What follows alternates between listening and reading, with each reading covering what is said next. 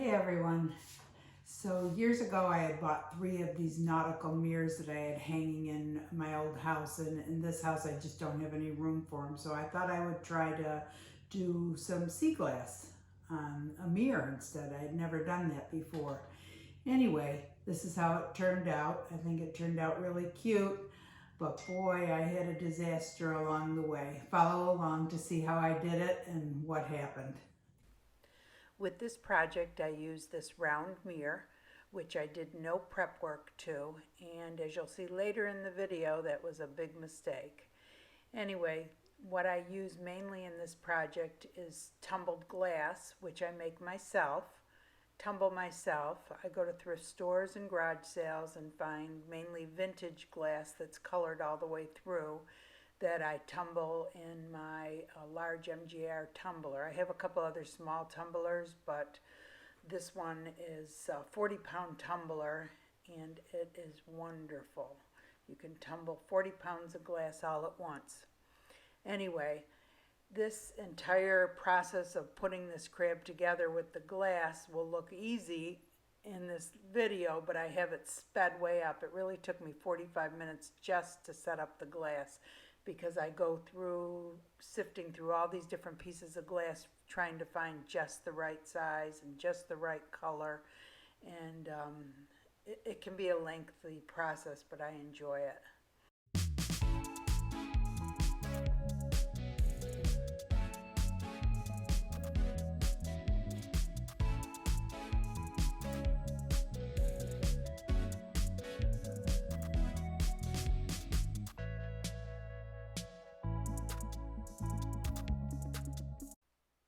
So for the seagrass, I ended up using stained glass that I had cut into strips and tumbled in my large tumbler.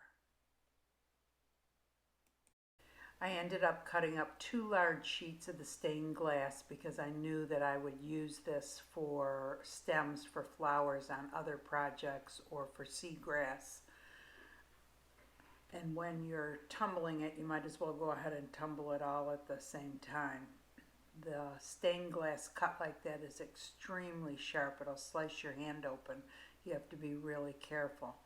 And once you put it on the tumbler, you would think that it would all crack into pieces, but the majority of it stays into long pieces, and after 24 hours of tumbling, it's nice and smooth and ready to use. Next, I used the crushed shells, the tumbled stained glass that I had cut, and some seashells to decorate the bottom of the mirror. And then it was all ready for the resin. This is one of 3 resins that I've tried so far. I'm going to use the rest of the box on the projects that I'm working on today and tomorrow. You should always have rubbing alcohol on hand when you're using the resin, because if you have any drips or spills, you can use that to clean the area up, especially if it gets on your hands. You have to do it before it dries though. Always have a respirator and wear gloves when you can. Sometimes you end up changing your gloves 2 or 3 times during the process because you can't handle the next thing or you'll get the resin all over it. I had bought these silicone cups, measuring cups, that came with silicone stirrers and a few other things, and they are wonderful because when you're done, you don't have to throw it out. You just pop out the resin that's in the bottom or on the sides and you're ready to go. So this resin's a pretty straightforward resin. It's a 1-to-1 ratio. Once you pour both of the resins into the cup, you stir it for 3 to 4 minutes slowly. Looks like I'm stirring it real fast, but I have the video sped up. The slower you stir it, the less bubbles you'll have. Be sure to scrape the bottom and the sides. When you're done stirring, you can pour the resin on. Usually I remove all the pieces and then put the pieces back on, and I decided to try it all in place. And I also put the resin on top of all the pieces of glass. It makes them real shiny. Now, if you prefer the beach glass or the tumbled faux glass to be, or to look more frosted, then you would put the glass on after, or kind of pour the resin around it. Once the resin's all smoothed out, you need to hit it with the heat gun to get the bubbles out.